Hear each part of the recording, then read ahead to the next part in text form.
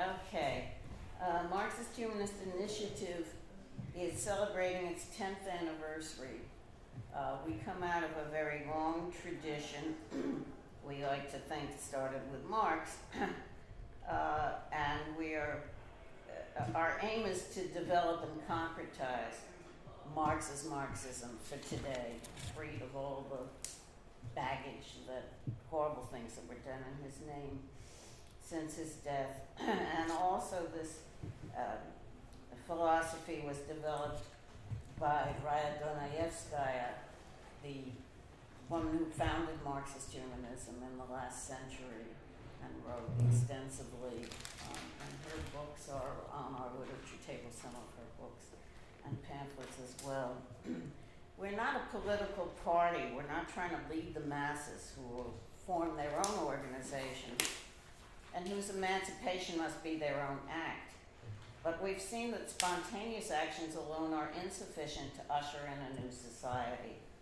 We seek a new unity of philosophy and organization in which mass movements striving for freedom lay hold of Marx's philosophy of revolution and recreate society on the basis of his vision. This is from a little short statement which is on our table, along with a few other things that you can take.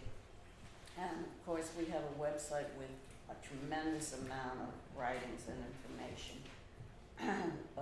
which you're free to get. And we also invite you to write for our website publication and to enter into dialogue with us. I'm going to stop speaking because we have 5 papers to give and not much time, so we're going to hold ourselves to 11 minutes each, so there's an hour or so at the end for everybody to discuss. And let me just introduce the panelists, the order they're speaking. This is Brendan Cooney, who actually wrote that little, we have in a flyer about left collaborationism, and who has a blog, a WordPress site called Capitalism with a K 101. Interesting things there. He's also a brilliant musician and composer, but he probably doesn't want me to say that. After Brendan, we're going to have Adam Plante, who's around here. So there he is. Adam Plante is a young guy who studied philosophy and history and cultures and all kinds of things in school, and now he's out in the world and studying Marxist-Humanism. Third, we're going to have Chris Gilligan, who is kind enough to come all the way from Scotland. We had a meeting last night. He gave a long talk that he can give today, and he's brought his book on Northern Ireland, what's going on there. And Chris teaches at, let me get the name right, University of the West of Scotland, UWS. He's a veteran migrant rights activist, a founder of Open Borders in Scotland, and the author of many writings, including that book. Number 4 will be Andrew Kleinman at the end there. Andrew is... Far left. Okay. Andrew is Professor Emeritus of Economics at Pace University and the author of 2 books that we have for sale: Reclaiming Marxist Capitalism from the Myth of Inconsistency and Failure of Capitalist Production, which is about what's wrong with capitalism. I mean, what is failing about capitalism. And last but not least is me, Anne Jaclard. I am organizational secretary of Marxist-Humanist Initiative, which means I try to hold it all together and facilitate communications within the organization, because we have, our membership is far-flung. We have a lot of people in the UK and friends around the country and around the world. And the video is for the sake of our friends around the world to be with us. So let me start with Brendan Cooney. Oh, would you each say your name again, because they might have forgotten, but also if your paper has a name, say that. My name is Brendan Cooney. My paper offers some thoughts about the Green New Deal. I start with a brief quote by Rebecca Solnit from The Guardian from last month. She was writing about that global climate strikers, the high school kids who walked out of school. And she sort of wrote a note to them. There were a couple aspects of what she wrote that I thought were nicely said. She said, "I want to say to all the climate strikers today, thank you so much for being unreasonable. That is, if reasonable means playing by the rules, and the rules are presumed to be guidelines for what is and is not possible, then you may be told that what you are asking for is impossible or unreasonable. Don't listen, don't stop, don't let your dreams shrink by 1 inch. Don't forget that this might be the day in the pivotal year when you rewrite what is possible." I think this passage articulates an important idea useful for the fight against climate change. For too long, environmentalists have tried to sell their ideas by conforming to the notions of what is possible and reasonable within the existing logic of capital. And this has condemned environmentalism to a gradualist, reformist politics of market-based solutions. Although Solnit doesn't make this distinction explicitly, I would paraphrase her comments to say that one must make the distinction between what is practical for capital and what is practical for the survival of human civilization. On one side are the rules of capital, in which any change which threatens the profits of capital or the smooth functioning of the market is impractical and unreasonable. On the other side is the need of human civilization to survive apocalypse, in which questions about the profitability of capital are unreasonable impediments to the large-scale actions which need to happen now in order to combat climate change. The proposal for a Green New Deal, which of course exists now as sort of a broad sketch lacking in detail, paints a bold vision of the sort of changes we will need to make to wean our society off of fossil fuels. But at the same time, it embraces an economic populist vision, which promises a social democratic utopia of universal employment, universal health care, free college education, etc. I argue in this paper that this populist vision conforms too much to the logic of capital, that it worries too much about making its demands reasonable for capital, and thus compromises the fight against climate change.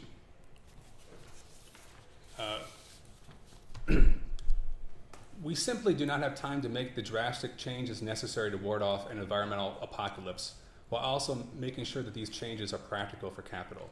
What is required is massive, coordinated, and radical. When environmental activists are charged with making demands that are unreasonable, we need to be able to make this distinction between what is reasonable for capital and what's reasonable for humanity. For many on the left, it may seem like second nature to attach economic populist demands to these environmental demands. However, today's economic populism aims to make social justice palatable and reasonable for capital.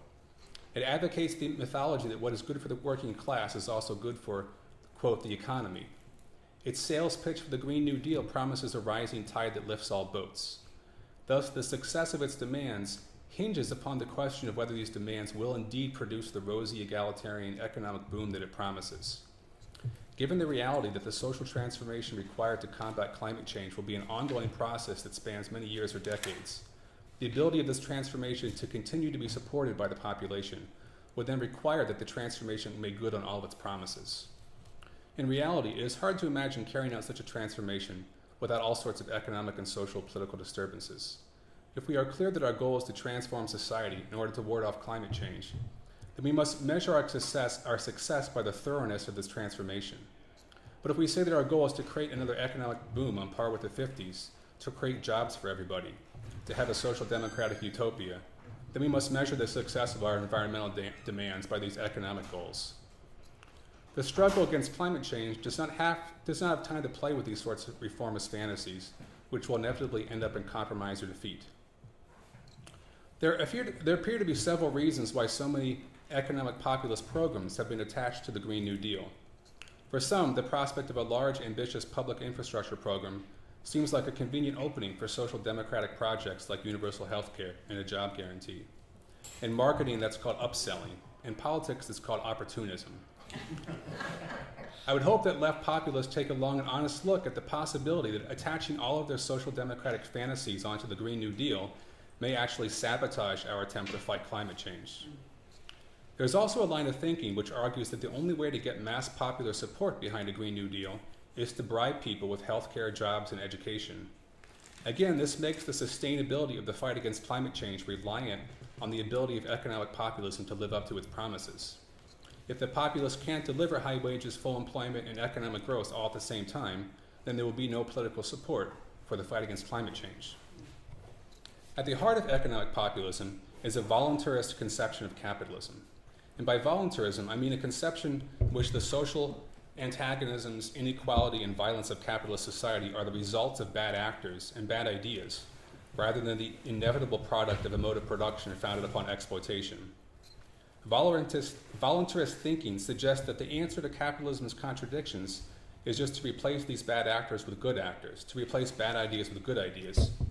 Populists, even when they call themselves democratic socialists, argue that they can run capitalism better than the capitalists.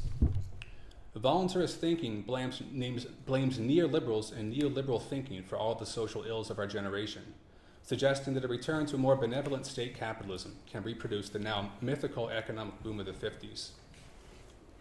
But if we see the cycles of boom and bust that have plagued capitalism since its beginning as the result of inevitable and irreconcilable internal contradictions, then it seems unlikely that any state power, even if in the control of the most enlightened social democrats, can bend those inevitable laws of capital to their own will.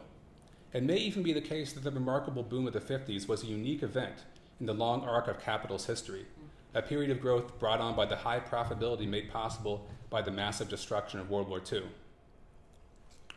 The ideological twin brother of this voluntarist thinking is the ideology of underconsumptionism, a theory of crisis that blames low wages for the crisis of capitalism. Underconsumptionists argue that higher wages will be better for capitalism because when workers have more money, they can spend more. Obviously, I can't do a whole critique of that here, but what can be said briefly is that raising wages cuts into the profits of capital. And when capitalists have less profits, they invest less. And when capitalists invest less, the economy does not grow as fast.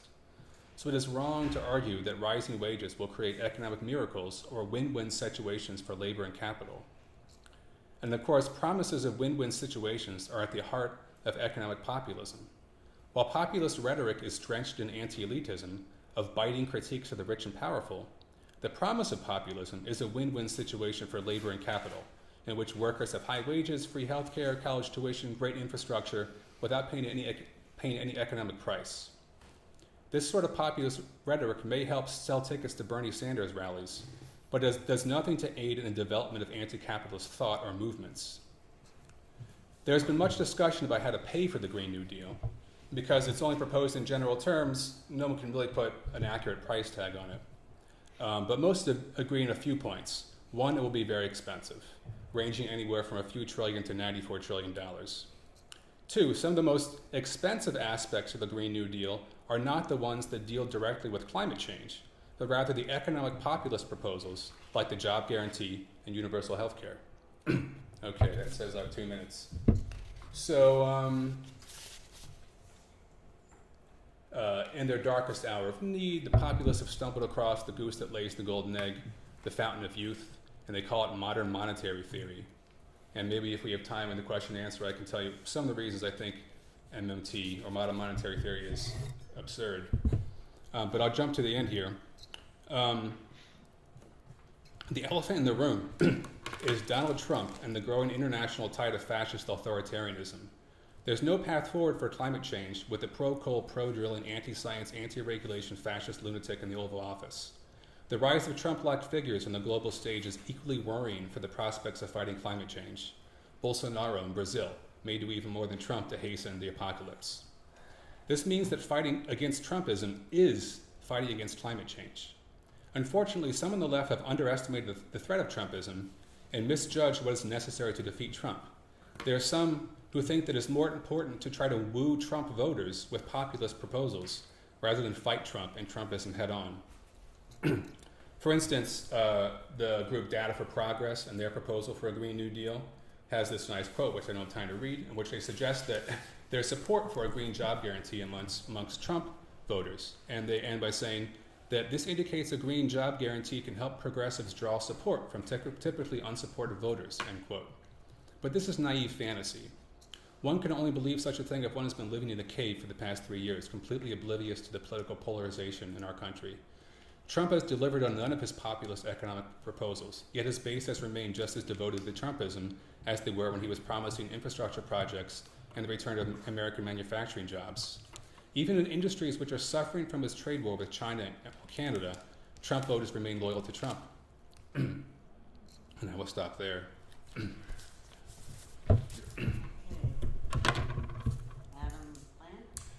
So I'm Adam, and I'm going to talk about why radicals, why people who think that we can do better than liberal democracy, than representative democracy, still need to defend its rights and protections, and that those rights and protections are actually critical to the socialist project. So the election of Donald Trump, and I'm also going to talk briefly about how it seems that the left doesn't understand this. The election of Donald Trump and the rise of other authoritarian strongmen around the world is a dire threat not just to the liberal democratic order, but also to socialist values. What calls itself the left has not just failed to take Trump seriously, but too often equivocated or outright supported the threat that he and others actively pose to everybody working towards a better society than capitalism. While liberal democracy is not sufficient, it is necessary to build a freer and more just society for all, or at least its protections are. This paper argues that its protections are vital to this project, and that the so-called left has really dropped the ball on this, and frankly has really just neglected to pick it up in the first place.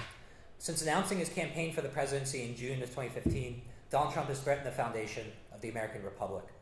Since that day, and even before that, with his nativist birtherism, Trump has posed a dire threat to the rule of law, freedom of the press, legitimacy of fair and free elections, separation of powers, political pluralism, checks and balances, an independent justice system and depoliticized judiciary, minority rights and civil liberties, and in general, the norms and principles of our admittedly flawed society. These protections are already very imperfect, and in many cases exist almost in name only. However, that makes it all the more important that we fight to improve, defend, and ultimately transcend these rights and protections. Trump has actively incited violence against the media, condoned and even praised neo-Nazis who chant that Jews will not replace us in our streets, and who plow their vehicles through groups of peaceful counter-protesters. He's directly fostered the alarming rise of far-right terrorism and hate crimes, both in this country and abroad.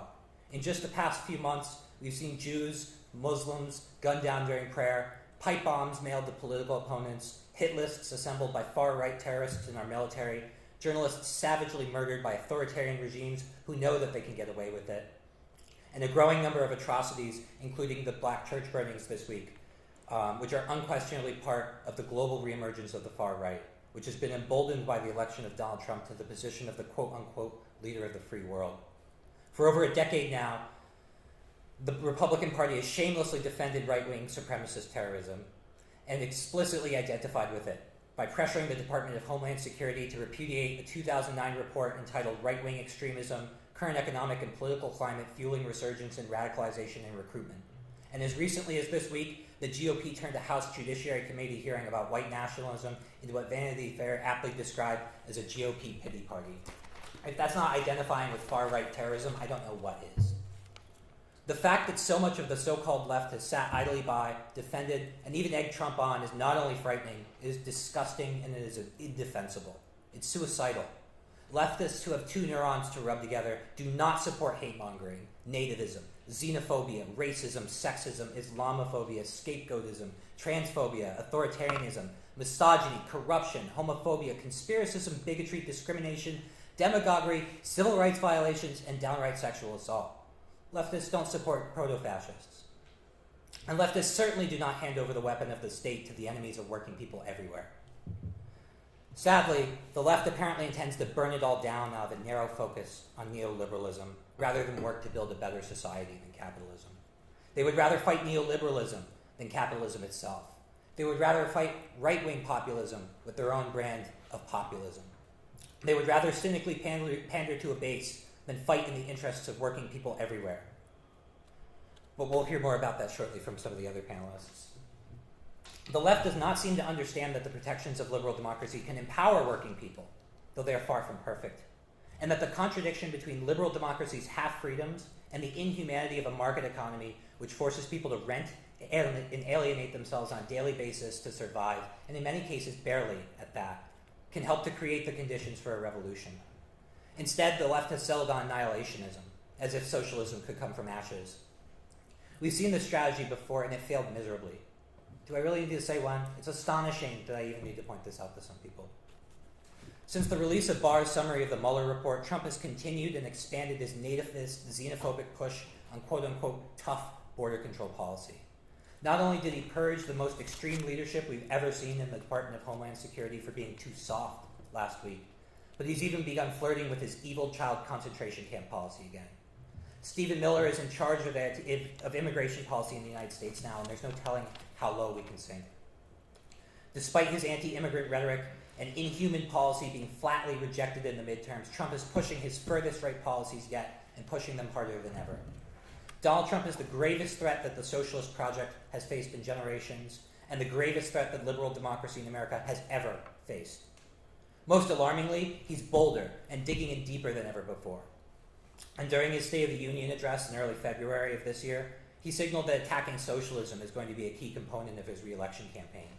He's once again signaling to his base to prepare for war, much as he did when he declared the 2016 election to be a fraud before a single vote was cast.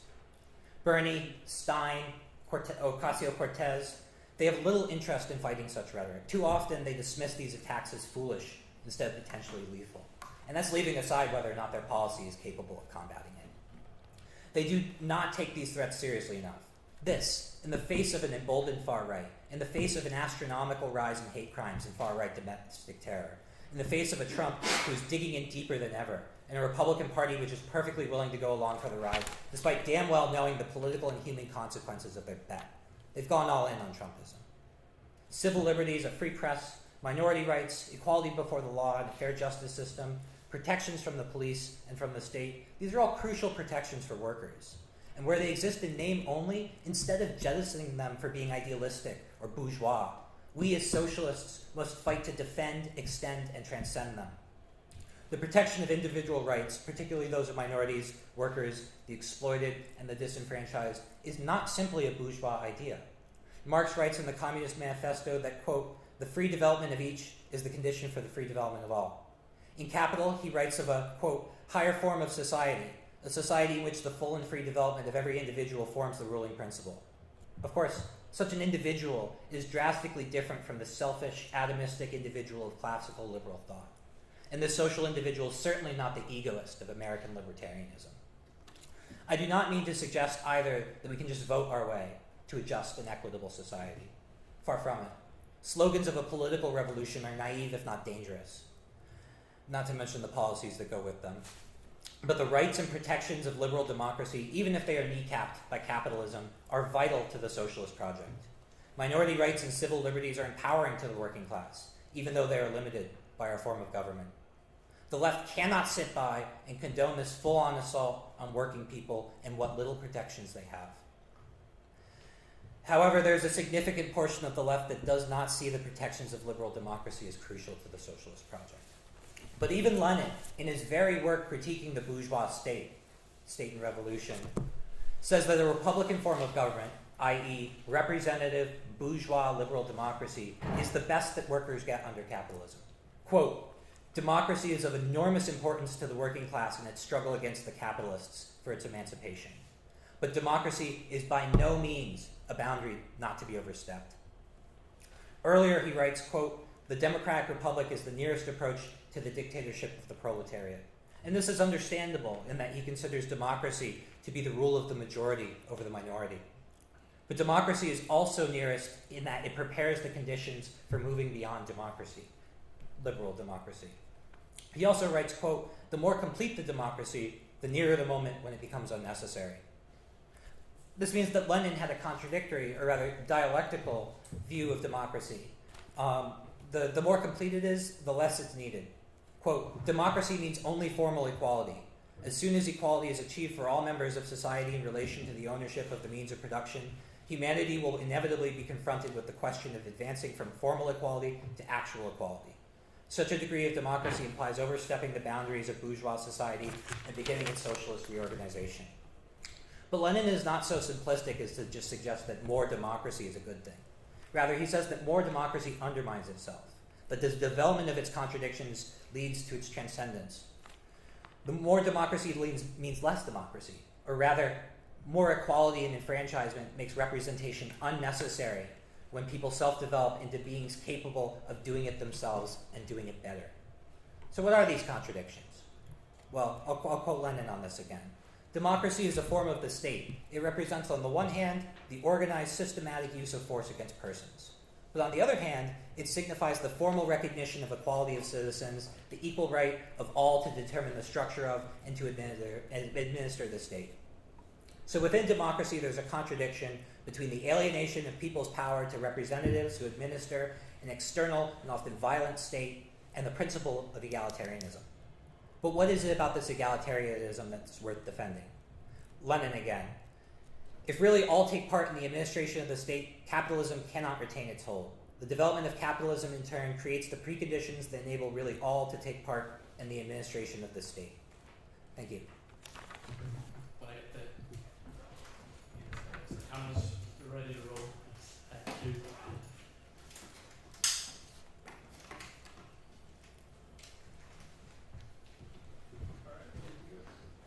Thanks.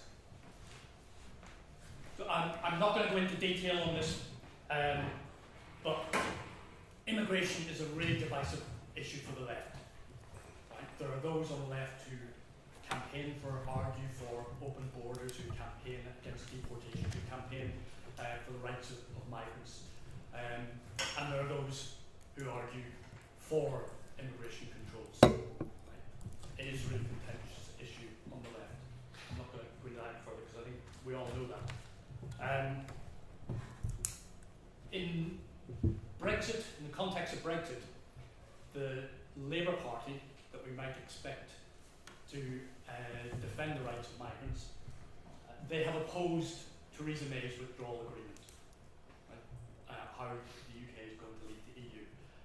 With Theresa May's withdrawal agreement will restrict free movement of migrants from the European Union to the UK. But that's not the basis on which the Labour Party are opposed to the withdrawal agreement, because their counter-offer will restrict migrants from the EU coming to the UK. Why is there this accommodation to racism and xenophobia on the part of the Labour Party? One reason is because they see it as a vote loser. There are workers who, Labour voters, who won't vote for a party that will stand up for migrants. So they will side with one side of the working class against another side of the working class in order to get votes, or they'll try and fudge the issue. There's others and more on the left of the Labour Party, and in France and in Germany we get these movements as well that are arguing what we should do is go to where the workers are at. You see this in the US in relation to Trump. Trump voters, they're racist, but we need to go to where the workers are at and listen to their concerns. That doesn't challenge those racist ideas that are there in the working class, and that's a problem. In the context of Brexit, there's evasiveness on the part of the left to this accusation that, I'm sorry, on the side of the left who are supporting Brexit. So the left who support Brexit, when it's pointed out to them or they're asked, why are you supporting the xenophobes? Why are you on the same side as the racists, as the people who are saying we need more restrictions on immigration? And you get various different responses when you do that, all of which are evasive in some way. One response is to say, but we're not racist. we want Brexit for different reasons. Here's the reasons why we want Brexit. I characterise that as the Disney view of socialism. Those people who are pure of heart are the ones who at the end always come to triumph. Right? That's just not going to happen. The world doesn't work like that. There are those who are racist and they say, well, both sides are racist, Remain and leave. You know, the people who voted for Remain, a lot of them want to control migration.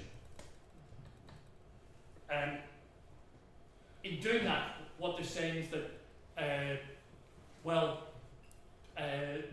not going to deal with the question because we're just going to go, well, look at them over there to try and distract away from themselves. There are those who say, well, actually, you know, it wasn't really about immigration. Really, it was about sovereignty. That's what people were voting on the basis of. And immigration just was the issue in which that was most clearly focused, because if the state is to have some control, then migration is an issue that you can use to illustrate this. And if we look at some of the things that happened after the Brexit vote, when the hostile environment of the Conservative government, the hostile environment policy, led to the Windrush generation, people from the Caribbean and from South Asia, being sent back. There was a kickback against that. And so it shows that British people really aren't racist. The opinion polls show that after the referendum, hostility towards migration went down in the opinion polls.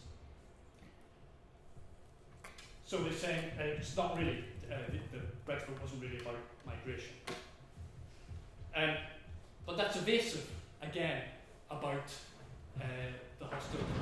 Because if you look at the Windrush generation scandal, there was pushback, but it wasn't pushback by everybody in the UK.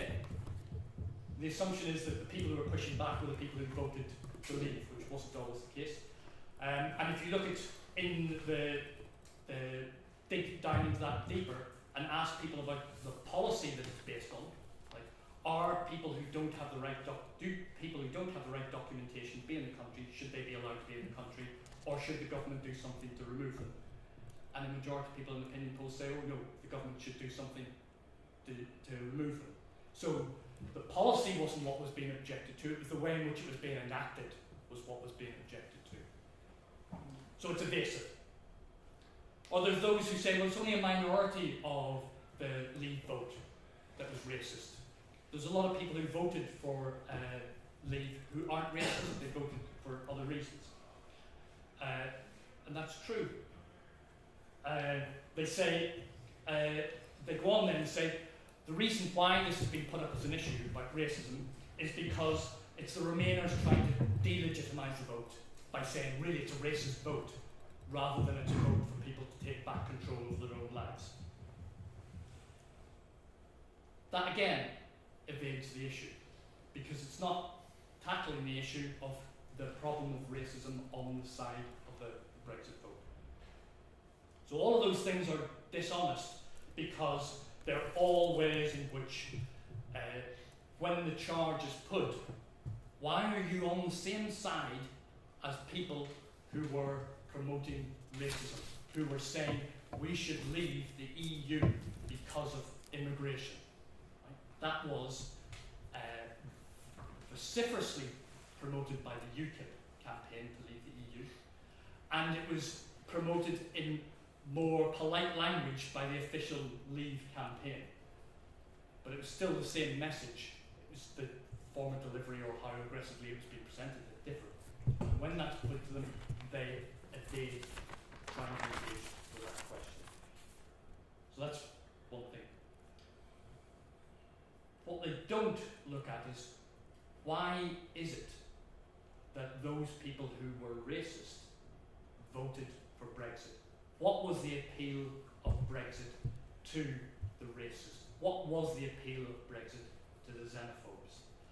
They don't say, why is it that Donald Trump thinks that Brexit's a really good thing? Why is it that Steve Bannon wants to undermine the EU?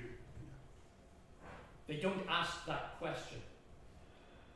And what they do say is, subjectively, this is what we think, and assume that because subjectively that's what they think, then that's what reality is.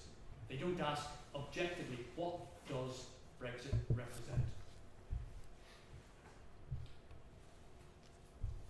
I think, and this is just speculative on my part, but I think that's a question, well, it's not speculative to say that's a question you need to ask, but it's speculative in terms of the answer. Why does Bannon and Trump, why are they keen on Brexit? Why are they keen on undermining the EU? And I think it goes to the points that Adam was very eloquently making. They are interested in undermining liberal democracy. They are interested in undermining rule of law. They are interested in destabilizing the global order. And the left are objectively complicit in that, in as far as they are supporting Brexit, they are complicit in that. So these leftists that I encounter who talk about, they're like school kids tittering behind their hands at Trump and going, the left says he's a fascist, but ha ha ha. He can't even organise anything to run American society. That assumes he's trying to organise to run American society rather than burn the lot down. And that's why it's really dangerous.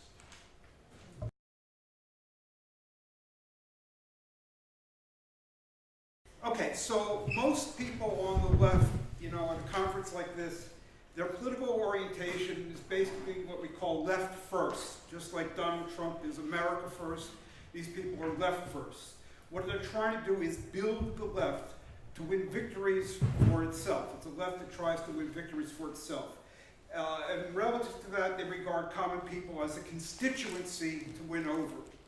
And tries to win them over by, quote, you hear this a lot, meeting them where they're at.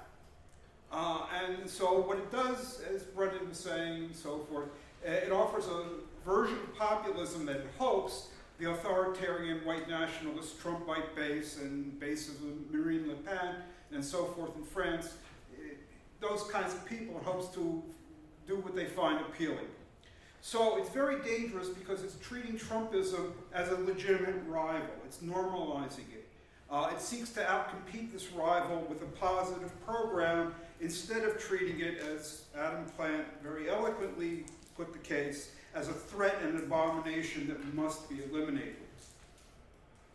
Okay, to understand what I'm going to say about Marx, you have to understand Marx is coming from a completely different perspective. He championed the independent movement of the workers. And all those little Marx symbols, that means I'm quoting from Marx. A quote from Marx. Okay, he championed the independent movement of the workers. And you can't substitute, you know, a political party for that. Okay, it's the workers themselves, not their alleged representatives that he was talking about. And he championed the independent movement of the workers, okay, as a means to the real goal, which is emancipation from class society and state domination. It was not a means to further the left. And it was not an end in itself, you know. Workers' movements that are not emancipatory are like really bad. Okay, Marx was also, as everybody knows, an internationalist. And he fought working people's identification with their nation's ruling class. Famously, in the manifesto, he wrote, "The working men have no country." He meant it, okay? That kind of nationalistic identification with the ruling class, he viewed as antithetical to their independent emancipatory self-activity. And finally, there's a lot more to say, but for here, finally, very importantly, Marx championed class solidarity. He opposed economic and social conditions that divide working people from one another and that foster privileges, some are privileged, some are not, and prejudices among the groups. And this was the main reason he supported victory for the North in the Civil War and Irish independence from England. Okay, so let's talk first about the national emancipation of Ireland, then we'll talk about a little bit about the US Civil War. The main reason Marx supported Irish independence, this is right around 150 years ago, the main reason was not humanitarian. What Marx was trying to do instead was to stimulate the independent emancipatory self-development of the working class, especially the English working class. He wanted English workers to fight for Irish independence, not as a matter of sympathy with Ireland, but as a demand made in the interest of the English proletariat. He wrote, "The national emancipation of Ireland is the first condition of English workers' own social emancipation." Okay, but how would Irish independence aid English working people? Okay, that's what we got to figure out here. Okay, the answer for Marx was that it would strike a blow against English workers' anti-Irish supremacist attitudes and their nationalistic identification with the English ruling classes, bourgeoisie and landlords. The situation at the time in England was that Irish immigrants were competing with native workers for jobs. And what Marx said about this is that this forces down wages and lowers the material and moral position of the English working class. And as a result, the ordinary English worker hates the Irish worker as a competitor who lowers his standard of life. And this hatred took the form of supremacist attitudes and narrow nationalism. And it's much like white supremacy, as Marx himself pointed out here.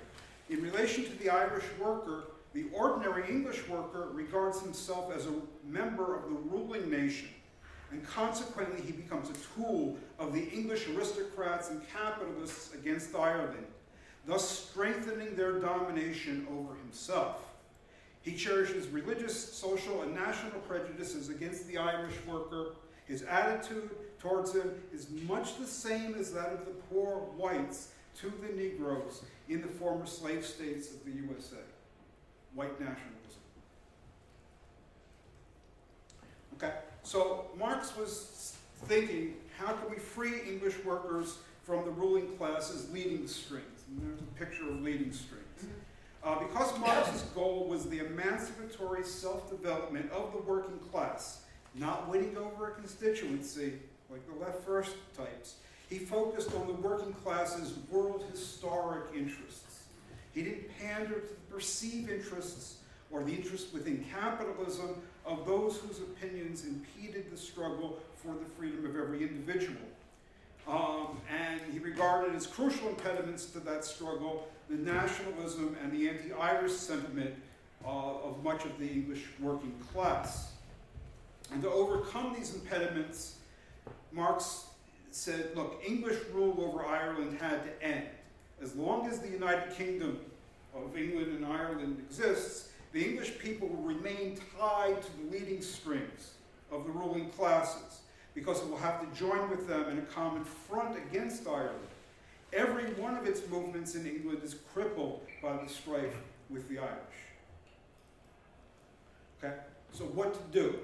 Marx did not call for English and Irish workers to unite and fight. He didn't call on English workers to overcome their antagonism to the Irish. Why not? Because his judgment was that the English working class will never accomplish anything before it has got rid of Ireland. Okay? Those kinds of appeals were just futile and worthless. What did he propose instead? He called on his organization, the International, to side openly with Ireland and accelerate the catastrophe of official England. The most important object of the International, he wrote, is to hasten the social revolution in England. The sole means of hastening it is to make Ireland independent. Hence, it is the task of the International everywhere to side openly with Ireland. Okay? And he wrote, you must accelerate the catastrophe of official England. To do so, you must attack her in Ireland, her weakest point. Ireland lost, the British Empire is gone, and the class war in England will assume acute forms. Okay, Marx said a lot of the same thing about the US Civil War. It came earlier, but he said more in the context of Ireland. You understand the Civil War stuff better by understanding the Irish stuff. He supported the North because he was convinced that its victory would end slavery, and that the end of slavery was in the interest not only of blacks, but the whole working class. He wrote, as the American War of Independence initiated a new era of ascendancy for the middle class, so the American anti-slavery war, the Civil War, will do for the working classes. And he also said regarding the white supremacism of many US workers, he regarded it as a barrier to progress. He says they allowed slavery to defile their own republic and boasted it the highest prerogative of the white-skinned laborer to sell himself and choose his own master. But this barrier to progress has been swept off by the Red Sea of civil war. Okay? Very similar to what he said about the Irish independence struggle. And he wrote very famously in Capital, labor cannot emancipate itself in the white skin, where in the black it is branded. Okay? And what's the thinking? As he also wrote, a people which subjugates another people forges its own chains. Okay. So to sum up, in Marx's view, the abolition of slavery in the US and English rule over Ireland weren't just good for blacks and Irish people. They were good for white people, they were good for English working people as well. By weakening their identification with their ruling classes and eliminating privileges that kept them from solidarizing with black and Irish workers, the abolition of slavery and English rule would help put white and English working people on the path of independent self-activity aimed at the overcoming of class society and class rule. Okay, what's that have to do with today? Well, the contemporary analog of Marx's perspective should be clear by now.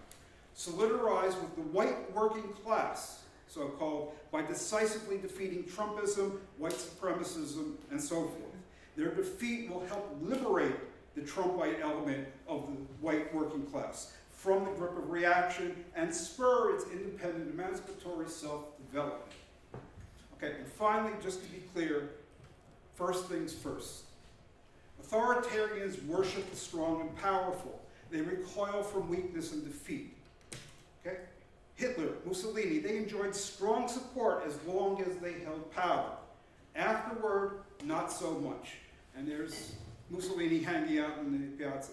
So the idea of first winning over Trump's authoritarian base and then defeating Trumpism, that's just a pipe dream. We must first hand Trumpism a crushing, humiliating defeat, then his base will abandon it. Thank you.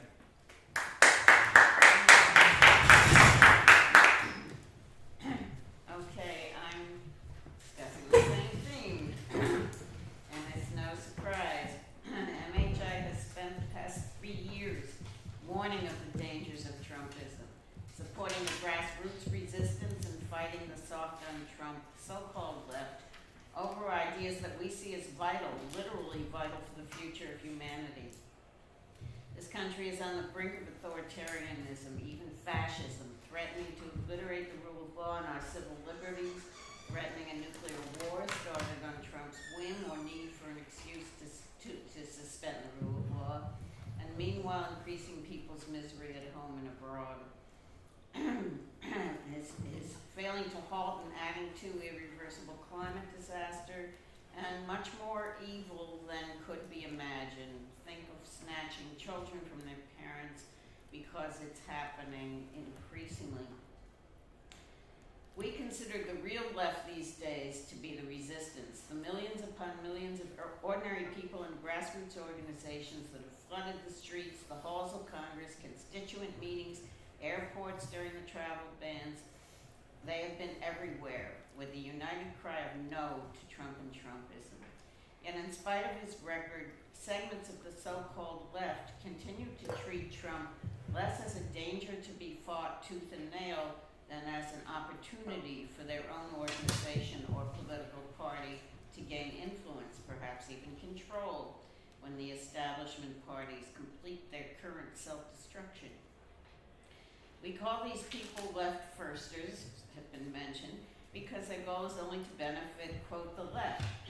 Much of this so-called left, such as the Green Party, appears under the banner of anti-neoliberalism and acts as if this period of capitalism, neoliberalism, is a greater immediate danger than is Trumpism, and acting as if they could halt neoliberalism by winning power themselves. This left is looking to promote itself, even if it screws everyone and everything else, by perpetuating Trumpism. We saw that in 2016. People such as Jill Stein, whose tepid condemnations of Trump, combined with vociferous condemnations of Clinton, may well have swayed enough voters to stay home or vote for third parties to enable Trump to win. MHI first had this fight with the so-called left before Trump was elected, when in August 2016, we called for all efforts to go into his defeat. And we were derided by self-important, quote, leftists who thought Trump wouldn't really be as bad as he sounded, and that it was more important to maintain the purity of their individual votes in a bourgeois election than it was to help stop incipient fascism. I'm not even talking about people who foolishly said that the neoliberals would be just as bad as Trump, nor the burn it all down types. Rather, I'm talking about those Bernie bros and third-party backers who saw an opportunity to win over the votes of cynical people for the purpose of taking over the Democratic Party or for building up their own parties without regard to what would come next. They failed. Now, now millions of people are paying the price for this presidency every day. I'm not going to go into that. You would think after seeing what's going on with Trump wielding power, gathering more control over our lives daily with his manipulation of legal and illegal powers through a cabinet and senate of serve the rich capitalists, and threatening the existence of life on Earth, you would think these soft on Trump folks would have rethought the issues, apologized for their very likely having enabled the election to go to Trump, and would have changed their mind, but we find them alive and well and threatening to repeat their strategy for 2020, fostering a real possibility that Trump could win re-election. After the 2016 election, MHI called on the left to take stock, rethink, refocus, support the opposition to Trump, especially the exploding new force of the resistance. But we don't see the so-called left helping the resistance. Some are calling it just shills for the Democrats or dismissing it as bourgeois because it's not calling explicitly for socialism. This left neither aids the resistance nor admits to their past role, nor has even dropped their soft attitudes toward Trump and his enabler, Putin. So I'm no longer trying to reason with the so-called left. I think they need to be smashed just as much as Trump and his support need to be smashed. That is, stripped of all power and influence, thoroughly defeated so they don't keep coming back. Recent events have brought the soft on Trump pro-Putin danger to the fore. One was the completion of the Mueller report, its immediate suppression by Trump via his Attorney General, and the fact that we still have only hints from leakers as to what's really in it weeks later, that you would think would cause all the left to support the demand for the release of the whole report at once, with massive protests in the streets. We've had some protests, but the left was noticeably absent from the Move On one that I attended here last week. Even worse, some of the left and left liberals immediately began to repeat Trump's lying insistence that Mueller found he did not collude with Russia. You know, he didn't say that.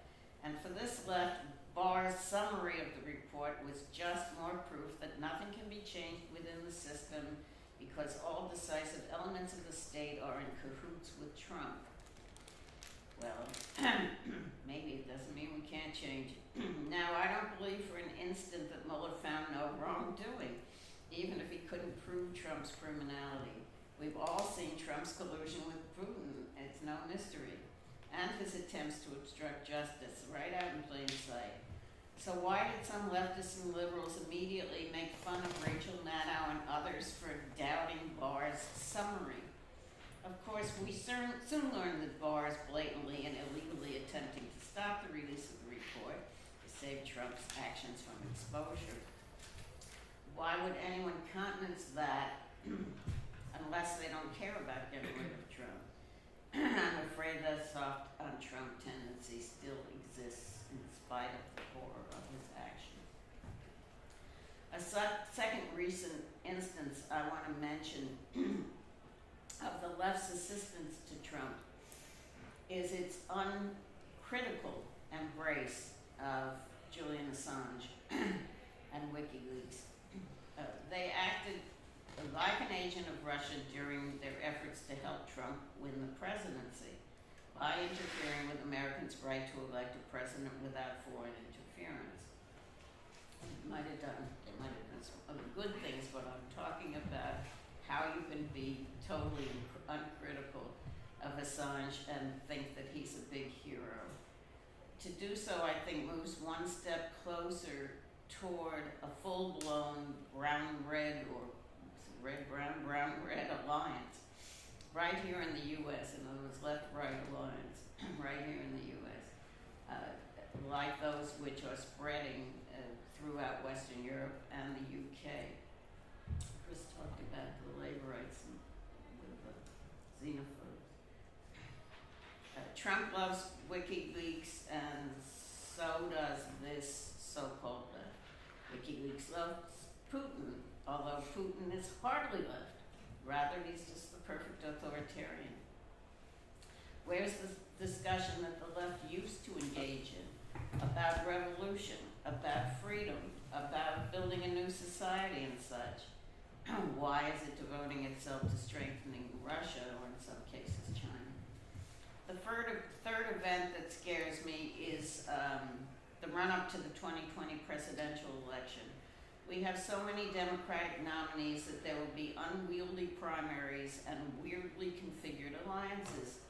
If the Bernie Bros and Green Party and such back candidates with limited chances of defeating Trump, but they direct all their resources to promoting their candidate instead of to defeating Trump, and if they refuse to work for or vote for the Democratic candidate at a peak at not having their person get the nomination, then where will we be? We could end up with another 4 years of Trump, in spite of the massive opposition to him by most of the population.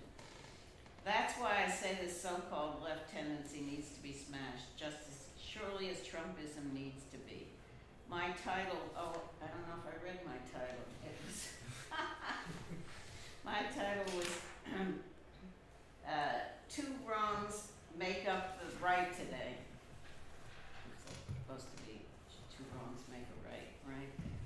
To emphasize that it's not only the right that's right, it's a section of the left that's in cahoots. So where was I? I have no more time, right? You got seconds. Seconds.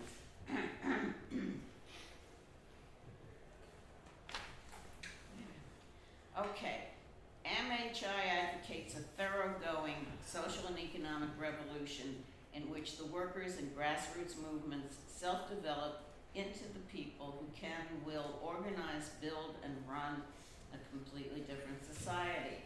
We believe the left should help and support such a process by encouraging the resistance to grow and develop its own organizations independent of these left-first leftists as well as independent of the Democratic Party.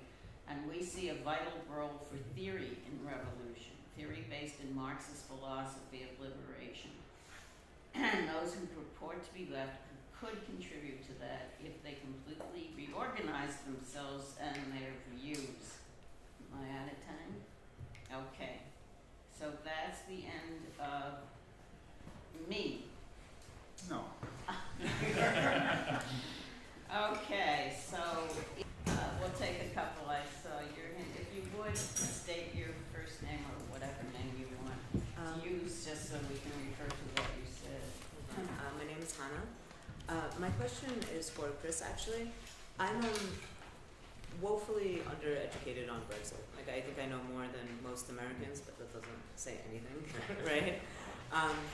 I watched a series of lectures by Mark Blythe, I want to say last year, the economist over at Brown, and he made mention that one of the things that people weren't really focusing on when it came to a good amount of the people that voted for Brexit was their response to austerity in Britain, having been going on for as many years as it's been going on. And it's actually quite curious as to what your take on the role of austerity bringing about so many Brexit voters, or if you really think that the heart of it is this,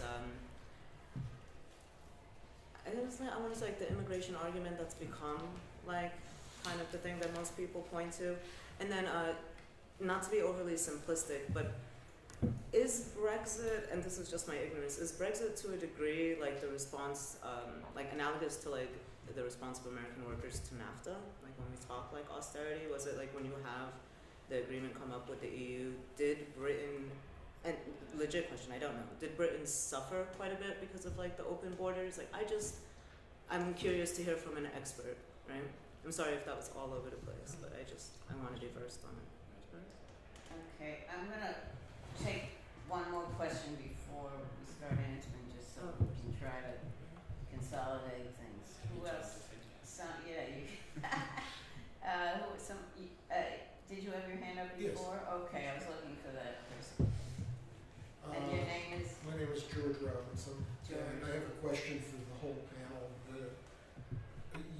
Several of you touched on this. I have to say I'm utterly baffled in my entire time in and out of the left since I was about yay high. I cannot make any sense out of this strange rush to embrace Vladimir Putin. I mean, it's like some weird atavistic, well, you know, he's a little like Stalin, less body hair, but other than that, we gotta support him because it's Russia. And there's no, I don't see the logic at all.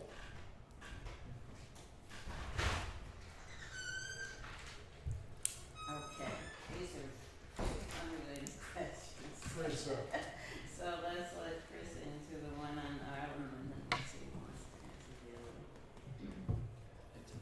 If I get it right, Connie, there's basically two questions you're asking me, which is Brexit, to what extent is the Brexit vote due to austerity? Right, and then the how other question analogous was to what NAFTA? impact did the EU have on the UK economy? Is it Well, like yes, NAFTA? that, and just like, is it analogous to NAFTA? Like, would that be something that I could look at to maybe further understand it? Right. Okay.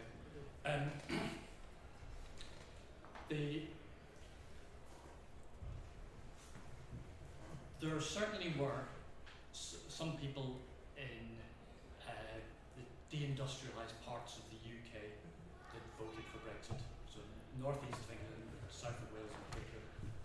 I think those votes were required in order to get the vote over the line. Yeah, without those votes, it would have just been the Eurosceptic middle class voters. It would have been those who are Little England nationalists. Right, so it required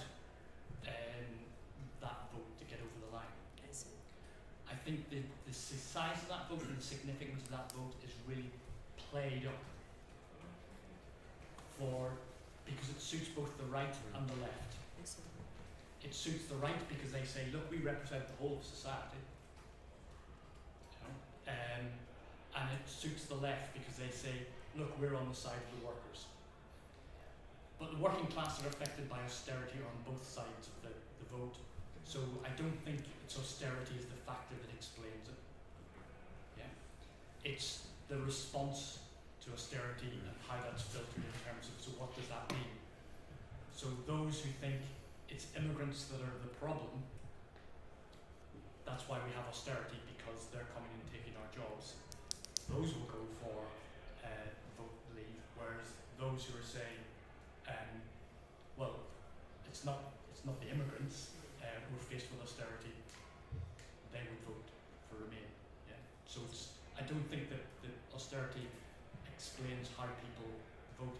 I think austerity is a factor in terms of disaffection with political parties, but it's not a factor in terms of explaining why the vote went the way it went. In terms of impact of EU membership, it's not like NAFTA at all. No, okay, yeah, Um, honestly, generally. There's no, I wouldn't make it, any analogies are going to be really superficial.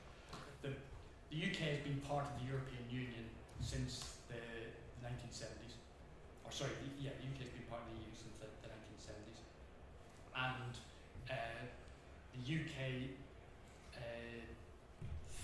the calculation, I think, on the part of UK business and the UK capitalist class is that, ruling class is that we're better off being inside of a club that allows us to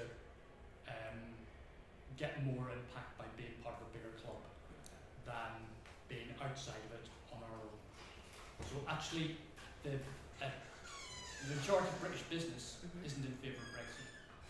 The majority of MPs in Britain aren't in favour of Brexit. There's other reasons why it's a very confusing situation for them. We had a meeting about this last night, which is being videoed, so in a couple of weeks look on the MHI website and there's more on that on Brexit there you might find useful. Yeah. Thank you so much. Okay, who would like to take up why the left has rushed to support Putin? Anyone? Can I just say not me because it baffles me as well. Oh, okay, I'll take a quick crack. It baffles me as well, but you know, even back in the days of the USSR, you know, you would talk to these Stalinists and fellow travelers and stuff, and everything you said against the USSR, they go, yeah. Okay? So, what's really lacking in all these people is a perspective of fighting for human freedom and a better world. Okay? So, they choose within this world who to side with. Okay? And basically, you know, it's not mostly logic, it's mostly psychologic.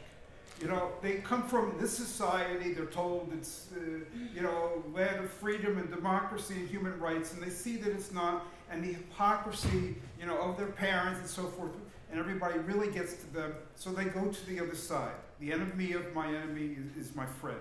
Okay? That's a lot of it. There's no logic to that. But there is actually a logic to some people. There are a lot of people, I think, who see the unipolar world where there's one single superpower, the U.S., dominating and, you know, putting in a stranglehold. They see that as like a real great threat to humanity, and what they want is to diffuse the power. They want a multipolar capitalist world. Okay, well, that's what they are as pro-capitalists. So, yeah, it is confusing though, and it's baffling why this has like taken off, you know, so much to me. It's like, I can understand, okay, there's a few crazies like that, but why are there so many crazies? I understand when it's couched in terms of avoiding a new Cold War. Yeah. That is, objectively speaking, probably a good thing. But it's predicated on, precisely as you said, it's predicated on the idea that this represents multipolar, you know, sources of power. It doesn't.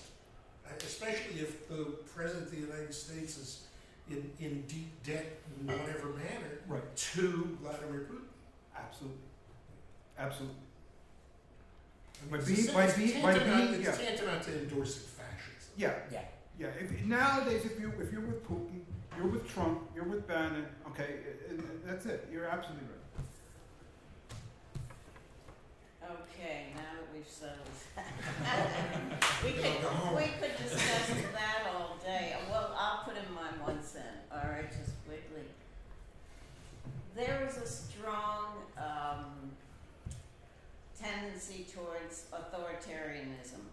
We see it all over the world in the resurgent right-wing, anti-immigrant, racist movements, right? Putin is the ultimate strongman, right? That's why one reason Trump votes, and the other one is obviously he's funded his businesses for use. But, but some of that same tendency exists in some of the left, let's face it. They think, well, this guy will get things in order, there'll be some semblance of logic to the world. And after all, if they're left-firsters, they're thinking after the fascist comes us. The old thing that the Communist Party said at the end of World War II about Hitler, you know. After he goes, we'll come in. And that kind of attitude, I think, persists in the left, and they might be feeling, well, at least an alliance with Putin would pave the way for their ascendancy. But I'm just guessing. Does anyone else want to come in on this or have another question? Yeah. Yeah, Jenny. I just was wondering, I feel like I always hear people coupling together the idea that like, oh, you'll benefit in this way from like doing the right thing in terms of like racism or like you know, society benefits when we try to like address climate change or things like that. And I think like, I don't know, if I was thinking about like the kind of evolving like cluster of people that we call like white, you know, like when Irish people were not considered white, then they would be scapegoated when society felt like they needed a scapegoat, maybe because they were like perceiving there was something going wrong or there actually was something going wrong. And now that like they've been absorbed into this blob that everyone considers white, like they, you know, the chances that Irish children in, you know, New York are going to start being scapegoated again are like nil. So on some level internally we've just decided that it's wrong to be racist in this particular way. Can't we just argue directly that, you know, racism is a problem and wrong on its face and get to that point where, you know what I mean? Is there some particular reason why people always couple like this move away from bigotry or move towards what's right for the environment with some benefit that you'll get for it, rather than just saying like, we need to do this because this is right, and get people to that point so that like the ideally you won't have scapegoats. I mean, I guess that sounds kind of Pollyanna-ish, but it seems like that's like it has happened, right? Like we have groups that used to be scapegoated and now really aren't under threat of that.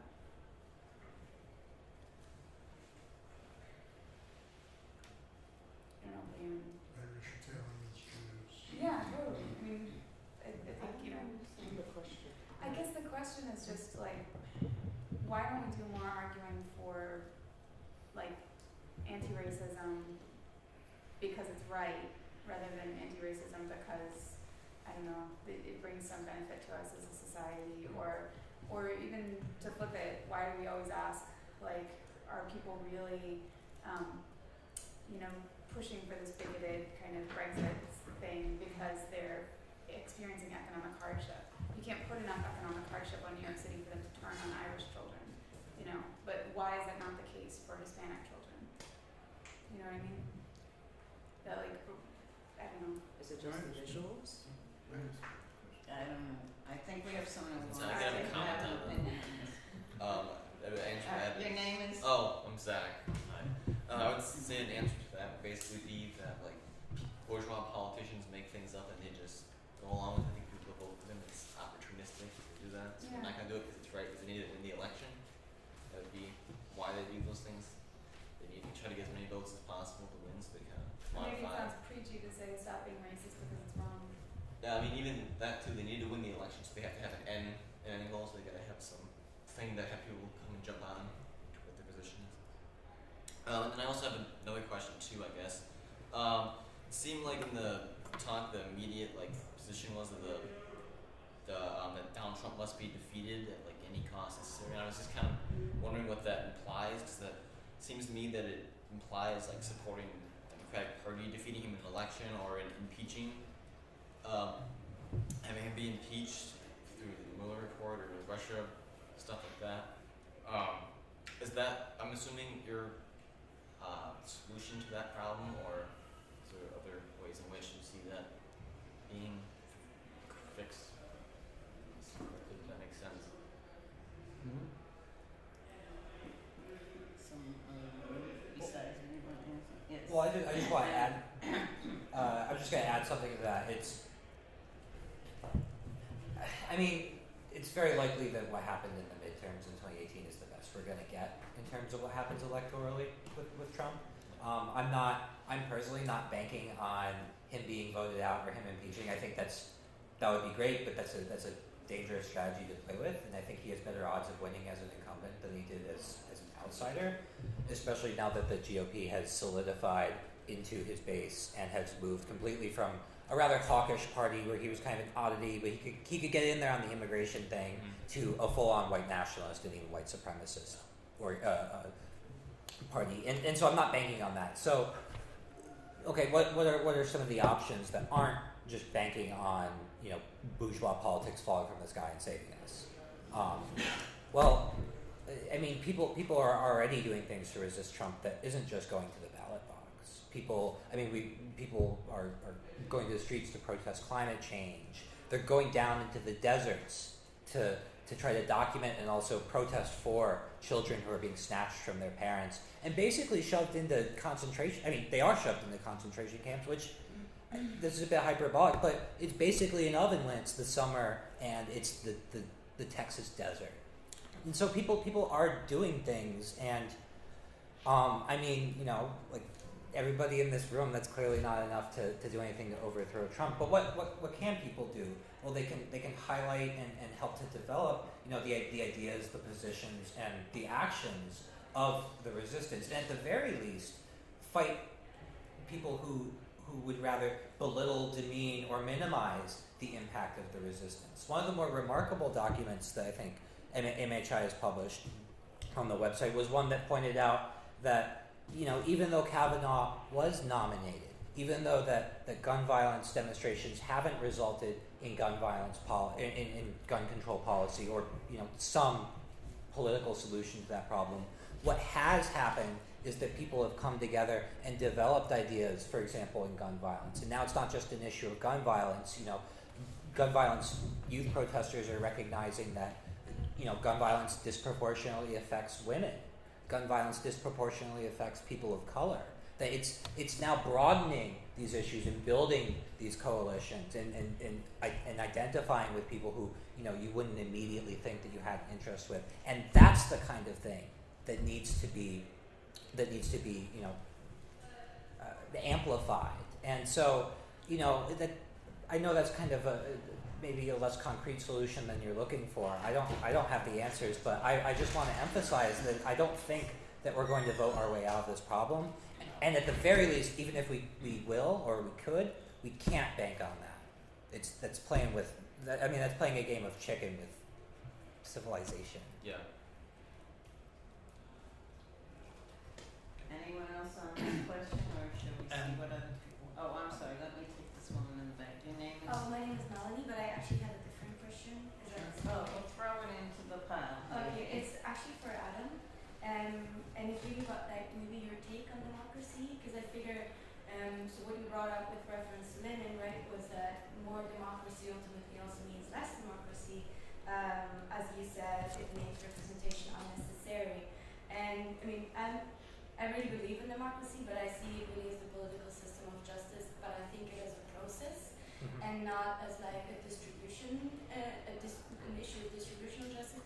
So I was thinking, and my suggestion also in thinking about what the Green New Deal does and so forth, would be really to understand this distinction between distributive and procedural justice, and what we think is at the core of democracy and what we think democracy is at all. Because I think it's kind of dangerous to like, you know, just throw it out and like kind of like claim for it to be overcome without specifying what we think that. Yeah, I certainly wouldn't pretend to. Oh, do we want? Someone else might want to speak. It's like, I mean, yeah, it was a question. It was a question to Adam. I just wanted to say briefly that I'm not going to pretend to give any sort of solutions or even get into Lenin's solutions, which I have some issues with in this period of time. What I wanted to do instead was just, because I think there is a contradiction in the idea of democracy that Lenin points out that's really important. We have democracy, you know, bourgeois liberal democracy that's effective, what we would call representative democracy in America. And I think that's in contrast with the idea of direct democracy, which is, you know, a principle that goes back all the way to New England townships and the colonies. And I think that there's a tension between those two things, and I think it's one that pervades our society. And I agree that it's kind of dangerous to just throw this out there and be like, okay, democracy has contradictions. You know, they'll work themselves out, or we should. You know, without trying to get better landscapes. That's definitely something I'm working to develop. What I will say though is that It's really this egalitarian principle of democracy, which I think needs to be amplified. And when I said that more democracy means less democracy, or that Lenin said that, I was operating with those two definitions of democracy. That more direct democracy means less representative democracy. And in my opinion, that kind of thing is what will cause, criminal justice reform and things like that. When people have more of a say in the decisions that affect them, that's when we can have justice. Instead of waiting for, and I think this is just to get to your question as well, that's when, our society will begin to change, and not when, our representatives in their high heaven over in DC decide for us how to make it better. Okay, we have just 10 more minutes, so I'm going to ask people that haven't spoken Can I try to address if they want to Jenny speak. and Zach? You mean on this question they just raised? On the question that Jenny raised and Zach raised, I think they're related. Okay, Andrea, is your comment related or it's another question? It's another question. All right, then you go first. then Yeah, Andrea. Jenny, basically, almost everybody, like on the left and the Democratic Party, they're engaged in a politics of persuasion. They're trying to win elections, they're trying to win adherence. And, you don't easily change somebody who's racist into somebody who's not racist by telling them racism is wrong. They don't think like that. Okay, they get, they got their culture, so to speak, and they get, their values and their fears and so forth. So persuasion works very poorly on that basis. So what these people try to do, whether they're mainstream Democratic Party or whether they're the Sandinistas or whatever, they try to appeal to these people in terms of their self-interest. So you get like the whole Democratic Party, talking to everybody about health care, not about family separations, not about DACA, not about, a lot of other things. The problem is the Trumpite voters are very happy with Trump. This is what they want. They don't want a watered-down Trumpite version from Bernie Sanders or Doug Henwood or, Bhaskar Sunkar or whoever it is. They got what they want. So it is absolutely a reckless strategy to try to get Trump out by pulling 2 percentage points, away. It worked miraculously in the 2018 midterms. It's a reckless strategy. What we have to do is, and it's not just the Bernie people. If the resistance throws all of its eggs in the electoral basket, everybody going and supporting candidates and helping candidates and putting all their money behind candidates, it's a complete waste of resources, or it's a huge gamble at least. Okay, we have to move from a politics of persuasion, because there ain't going to be many people persuaded by this point anymore.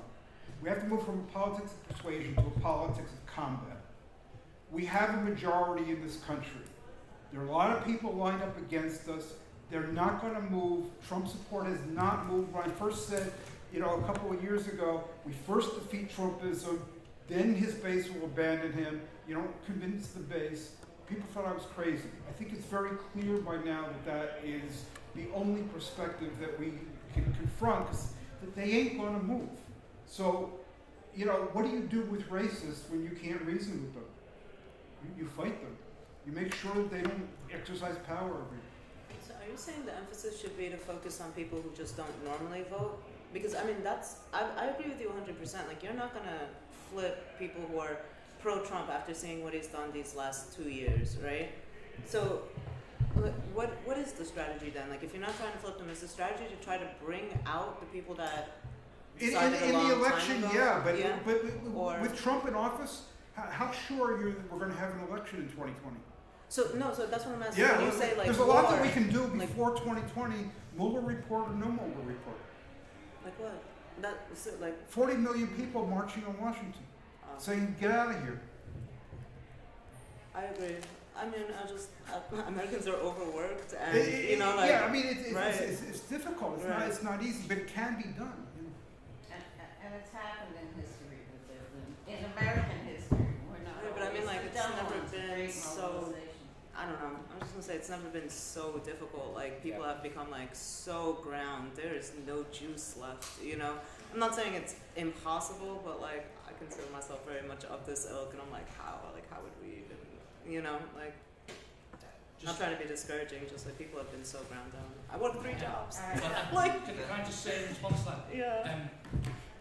I hear what you're saying, Yeah. and yes, it is a very real danger. Yeah.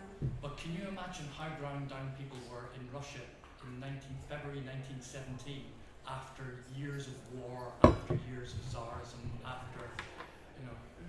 So the fact that people being ground down doesn't necessarily mean they give up the ghost. No. At some point, people hit the bottom and they go, there's only one other way to go, and that's to kick it back up.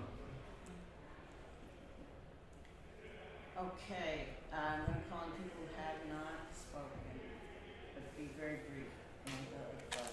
Mike? Yeah, I'd like to bring perhaps Brendan in if I could.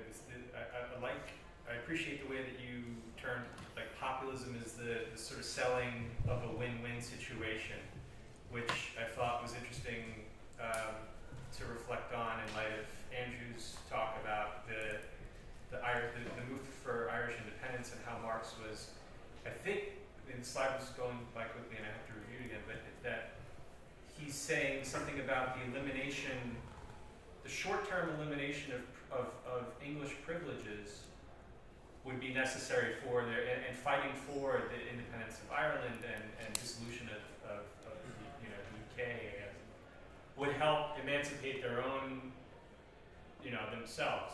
So that kind of that idea of like eliminating their own privilege seems to be sort of in direct contradiction with the goals of populism, right? So you're never gonna.